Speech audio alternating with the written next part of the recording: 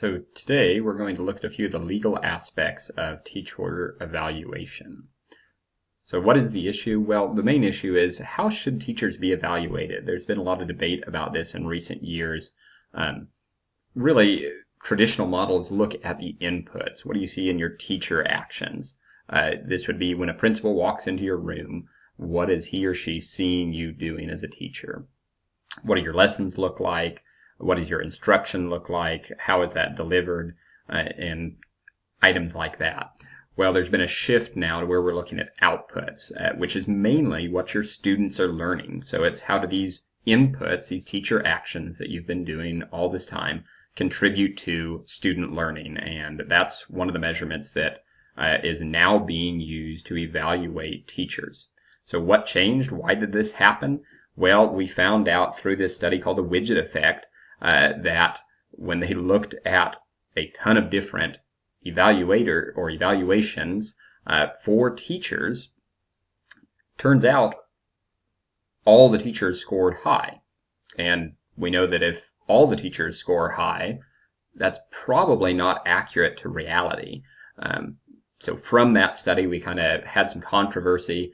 We had a couple other monetary opportunities that have caused some changes for evaluations also. The Bill and Melinda Gates Foundation has sponsored and given quite a bit of money to this issue, this research of what does good evaluation look like for teachers. And then the Race to the Top competition also stimulated a lot of money into this research, encouraged a lot of schools to reevaluate and look at the way they do teacher evaluation.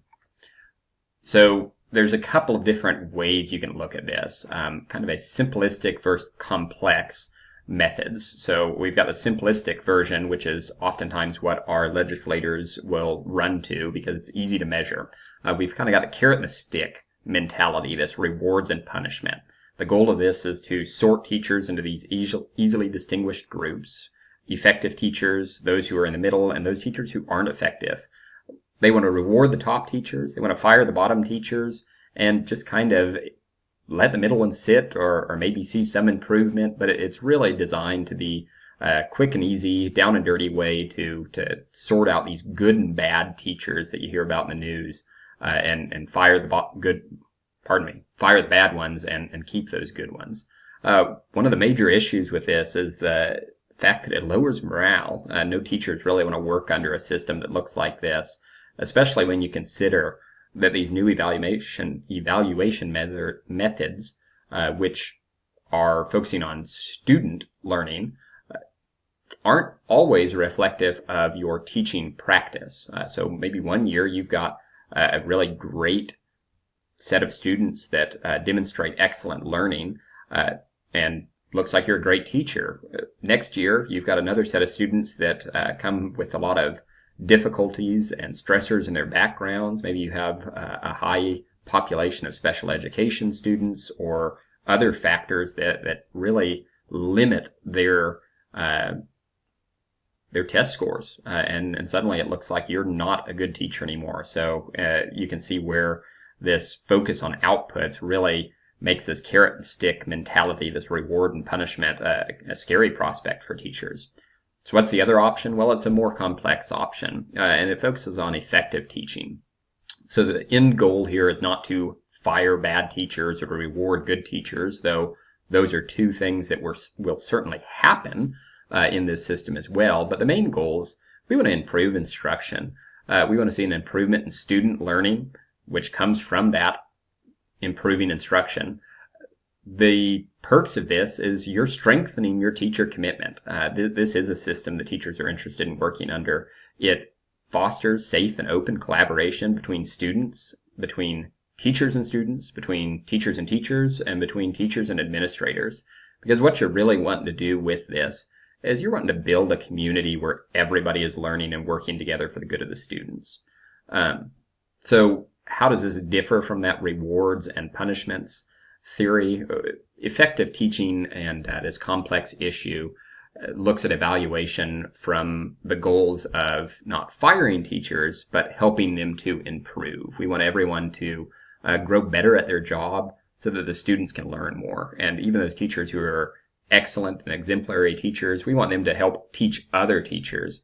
We want them to share their knowledge and continue to improve the profession. So a few things that evaluation systems in this more complex method, where the end goal is effective teaching, things they should do, we want to create linked and integrated systems. So we're wanting to really make an interconnection between the evaluation procedures and what's actually happening in the classroom, as well as what's happening with teachers' instructions. So these procedures have to be tied to curriculum standards, whether that's state or district standards and goals. We need to tie our professional development activities in with those evaluations as well. So where we're seeing teachers struggle, then we need to scaffold and support them with professional development that builds on their weaknesses and encourages their strengths. So that's what we're looking at with targeted support and these human capital decisions. Really, that's kind of the hiring and firing. That's a small part of this. The bigger idea is that we're using our human capital as leverage to improve our schools as a whole. Other things evaluation systems, these new ones should have, we've got to have validated evaluation measures. Okay, so we're looking at these evaluation methods that are based on widely accepted standards of teaching. We don't want anything that's outdated or that has been shown to be inaccurate or doesn't work. We want to capture a range of teaching behaviors. We don't just want one small snippet of a lesson. We're looking for evaluators who will come in and they're going to take the time to do it right and make sure that teachers not only are doing a good job, but they're seeing them in multiple different environments at different times, on different days, in different teaching situations to make sure that they're getting a really holistic picture of what those educators are doing. Along with that, to avoid bias, we want multiple methods. We don't want to rely just on a value-based method where we're taking all of our data from what the students have learned and then are being tested on. But we don't want to take all the data from observations either. So we want to put those methods together and have multiple methods to evaluate it for the system. And we want multiple evaluators to eliminate bias as well. The last thing that these evaluation systems have to do is they have to establish credibility. Okay, so this is something we mentioned earlier with that cooperative environment where everyone's working together. You've got to involve multiple stakeholders in the design, the development, and the revision of the system. So from the beginning to the end, we've got to have teachers, administrators, parents, students involved as much as possible and as much as that makes sense. Like we mentioned, we're looking at teacher input on both the performance and learning outcomes for students and teachers. And we want these to all to be transparent. We want anyone to be able to look at it and know what's going on, and it needs to be meaningful also. So what does that look like in my district, USD 350? Well, we really follow the clinical model of evaluation. We take a few steps out, but we follow that form of a pre-observation. For new teachers, that's in person. For experienced teachers, that's a written form. Then the supervisor comes in and observes a complete lesson. Sometime after the lesson, we meet and have a conference about that lesson. They provide feedback. It's in a written form, and we as teachers have the opportunity to sign the acknowledgement that we have seen that feedback, and we can offer comments, either supporting or opposing the feedback that was given by the supervisor as well. First 4 years, you're looking at 2 evaluations in your first year, 1 evaluation a year after that. Once you get beyond your 4th year in our district, we have 1 evaluation every 3 years. Seems pretty sparse, but oftentimes the administration is in the classrooms more than that. This is just our formal evaluation. So what is the recourse if we disagree? Like I mentioned, we can show that written disagreement with any evaluations when we're signing our names. We always get to see what the evaluators say. We can file a grievance if that's not working, or if we have a bigger problem and there's a procedure that you have multiple steps, and our district's very good about working with people so that we never have to get to that step. What if there's a non-renewal contract and we want to know why? Well, although the state of Kansas no longer has tenure process, we do within our district. So if you are beyond your 4th year of teaching, you automatically have the right to a hearing. And even if you are not within that, you have opportunities to discuss this with administration. As far as legal background or knowledge on some of these issues, I chose to look at the LEF versus the Clark County School District. This is a case where the district looked at and decided they want to be allowed to fire tenured teachers if they're showing 2 ineffective ratings. They want to be able to skip that due process procedure where the teacher has a hearing. Teachers obviously disagreed with this, and they decided to fight back and argued that if you were tenured before this law, you have the rights to a hearing, and you have to know why the district is wanting to fire you, and it shouldn't matter about these ineffective ratings. Now, I'm not sure where they were looking at for the teachers who had tenure after this law. I guess they just accepted that as policy.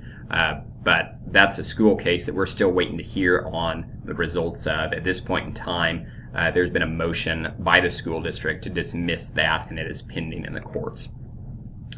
So, application. How are we going to use this when it comes to the real world? What am I going to do with what I've learned today? Well, first off, I think it's really important that as an administrator that I'm aware of and understand state law.